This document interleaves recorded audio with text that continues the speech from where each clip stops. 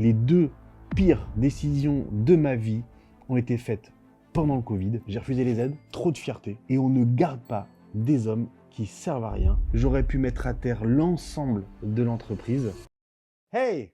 Aujourd'hui, vidéo hyper sérieuse sur l'instant Covid. On va se replonger fin 2019, début 2020, et ça va nous emmener même jusque fin 2022, puisque ça a duré 2 ans, la blague pour nous. Donc là, vous allez voir des choix catastrophiques que j'ai pu faire. J'aurais pu clairement planter la boîte à faire ça, et des choix humains que je ne referai jamais. Donc là, on va en profiter pour parler de moments particuliers et de choix stratégiques de merde. Donc, on est fin 2019, on nous annonce une maladie internationale, il y a des centaines ou des milliers de morts, je ne sais plus trop, fin 2019. Et là, moi, je le vis en tant qu'hypocondriaque, mais comme un stress intense de tous les jours. Mais je ne perçois pas du tout le volet entrepreneurial.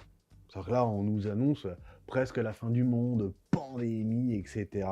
L'autre qui a grignoté un pangolin, un machin. Ça nous emmène gentiment en mars 2020, le 16, si je dis pas de bêtises. Nous, on est en train de monter un salon à Pornichet, parce que notre activité, à l'époque, se fait principalement sur les foires et les salons. C'est une quarantaine d'événements à l'année. On monte le salon, là il y a une annonce qui est faite, alors j'allais dire nationale, mais je crois que c'était même international. Tout doit s'arrêter. Ah, la mort nous arrive par seau d'eau, c'est une catastrophe, bref. On doit plier les Gaules, rentrer chez nous, se barricader. Donc là, on plie tout le monde dégage. Les semaines durent. On est en train de compter les morts aux informations. Je sais plus comment il s'appelait, le mec là, qui était moitié rasé, qui disait « Bonjour, aujourd'hui, 1200 morts ». Enfin, c'était l'angoisse. On attendait l'annonce à 18h dans le canapé, quand on disait « Mais qui est crevé, etc. » Bref, là, j'ai peur perso. Le truc s'atténue un peu, on commence à nous bourrer le mou avec l'histoire de vaccins. Là, j'ai pas d'avis sur la question, je vais pas aller sur ce terrain-là. Et l'activité est en arrêt, mais je suis assez détendu sur le sujet. Quelques mois passent, on nous dit ça va durer encore 1 mois, encore 2 mois. Bon, et là, entrepreneurialement parlant, je commence à me dire, mais si on fait plus de business, si on vend plus nos chantiers, ça pourrait être compliqué à un moment donné. En sachant qu'à l'époque, on avait plus de 6 mois de carnet de commande d'avance. Donc j'étais plutôt à l'aise avec ça. Si ça durait 3-4 mois, je me dis, on fait pas d'affaires là, mais on reprendra notre vie après, on fera nos chantiers, ça fera plus ou moins le lien, et puis si on perd 1 mois, ma foi, on perd 1 mois, pas grave. Ça commence à durer, et là je me dis, waouh, financièrement on commence à y laisser des plumes. Et là vient vraiment un stress de me dire, putain, je peux tout perdre. Je peux tout perdre à cause de ça. Et je trouve refuge dans mon passé. C'est-à-dire que je me dis, ah attends, t'as ouvert ta boîte, t'avais 26 piges, t'avais rien. Si tu perds tout, c'est pas grave. C'est pas grave. Donc j'essaie de relativiser tout ça. Et je vais rechercher, comme une espèce de réconfort, de doudou intellectuel, là, les contes de l'époque. Et je ressors, je les ai repris là pour vous aujourd'hui, je ressors les comptes pro et les comptes perso de 2013, avril 2013. Là, c'est le démarrage de mon activité d'isolation. Parce que la boîte, je l'ai créée 1 an avant, mais j'avais un associé que j'ai viré, parce qu'on s'entendait pas du tout sur la philosophie de la vie, mais mon entreprise venait d'être brûlée. Donc, là, je suis mais nu comme un verre. Avril 2013, ma boîte vient de brûler. J'ai plus rien, je suis locataire. Et j'ai sur les comptes pro 7 736,83 €. J'ai pas un chantier dans mon escarcelle. J'ai 0 salarié. Et sur mon compte perso, donc je suis locataire. D'ailleurs, j'ai un loyer, je le redécouvre là, de 762 €. Et j'ai un solde créditeur, ce qui représente l'étendue de ma fortune à ce moment-là, de 1 821,58 €. J'ai aucune rentrée d'argent en perspective. Je vous le rappelle, on est en 2013. J'ai 5 dépenses dans le mois dermato 45 €. Un médecin traitant pour avoir l'ordonnance du dermato de 23 €. Petit coup de folie, Domino's Pizza 22,90 €. Les courses du mois de l'époque, du mois, hein, 39,98 €. Et la dernière dépense, là j'étais foufou. Et je pense que c'est parce que j'allais sur la foire de Nantes, puisque je vais vous le dire après, j'allais sur la foire de Nantes. J'ai 60,98 € de dépenses chez Célio. On n'est pas sur un 3 pièces taillé sur mesure avec des chaussures vernis. On est sur un polo et un jean terminé, bonsoir. Là, on n'a même pas les chaussettes. Donc, je suis mais nu comme un verre à l'époque. Et je me rappelle de la sérénité que j'avais, puisque là, je prends la décision de partir sur la foire de Nantes. Je mets 5 000 € d'investissement sur un stand. Quand j'en ai 7 700 sur le compte pro, je fais tapis, comme on dit, all-in. Je vide la boîte. J'ai pas un chantier, j'ai rien à perdre. Et à l'époque, j'arrêtais pas de répéter, mais si je perds tout, je perds rien. Qu'est-ce que tu veux qu'on m'enlève de plus? On va pas m'arracher une couille. Donc je pars a cappella sur la foire de Nantes. Et pour anecdote, à cette époque-là, je rentre 22 chantiers en avril 2013. On est aujourd'hui en 2025. On fait plus de 1000 chantiers par an. Je n'ai jamais arrêté de faire de l'isolation de comble depuis cette période-là. Donc aucun regret. Donc passé ça, je me dis, moi j'ai connu ça. Donc je peux plus rien perdre.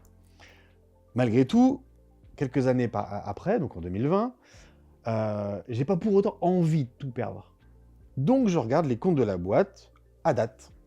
À date, j'ai à peu près 1 million d'euros sur les comptes. Donc j'ai une trésor colossale. Et là, je prends la confiance. Un entrepreneur ne doit jamais prendre la confiance. Ça, je vous le dis. Donc, je me dis, bah, c'est pas grave, il va rien se passer de plus. Et là, je prends 2 décisions catastrophiques. La première, je refuse toutes les aides qui me sont proposées. Je me dis, un entrepreneur, c'est un bonhomme. Moi, je vais m'assumer tout seul comme un grand. J'ai de la trésor, je sais faire, j'ai des chantiers.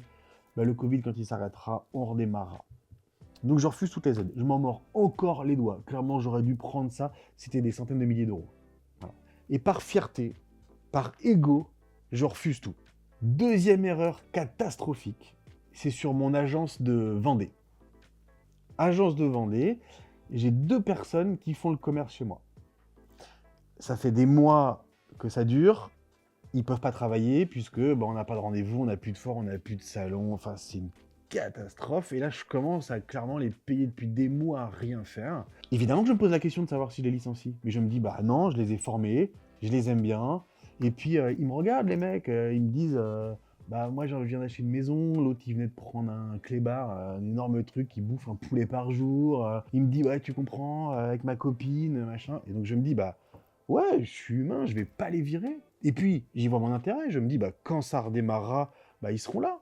Ils seront toujours compétents, ils reprendront avec moi.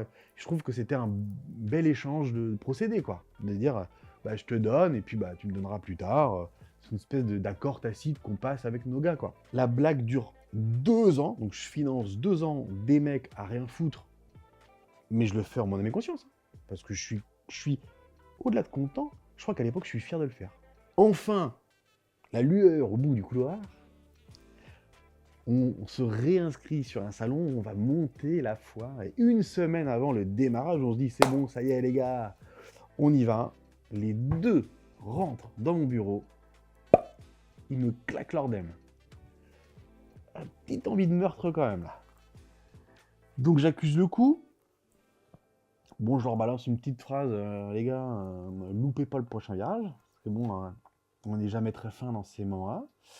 D'ailleurs, s'ils me reconnaissent, s'ils se reconnaissent surtout là-dedans, et vous faire et donc, bref, et donc là, je me remets en question. Et je me dis, mais en fait, c'est un choix de merde. Et j'en ai parlé autour de moi. Et j'ai vraiment retiré cette leçon-là, c'est que c'est pas mon job, c'est pas mon rôle. J'étais persuadé d'être un putain de bon patron, d'être même un putain de bon bonhomme, quoi. Mais en fait, absolument pas.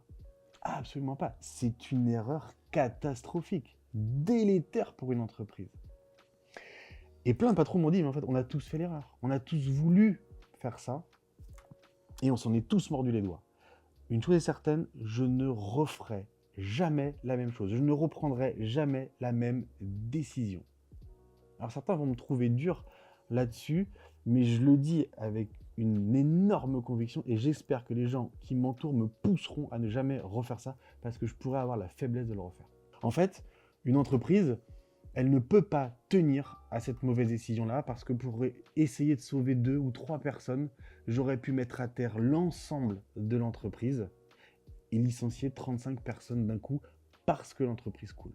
On se doit de préserver l'entreprise en prenant des décisions qui parfois sont un petit peu dures à prendre. À vouloir être trop bon parfois, on peut tout perdre. Conclusion, les 2 pires décisions de ma vie ont été faites pendant le Covid, prises pendant le Covid. J'ai refusé les aides, trop de fierté. Et là, vraiment, encore une fois, je regrette encore cette décision-là. Et on ne garde pas des hommes qui servent à rien.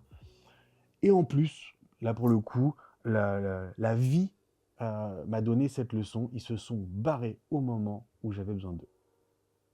Voilà les 2 pires décisions que j'ai prises. On s'en est relevé d'ailleurs, tous ensemble. Je remercie encore mes équipes. Aujourd'hui, on peine encore en trésor parce qu'on n'est même pas remonté au niveau de trésor qu'on avait.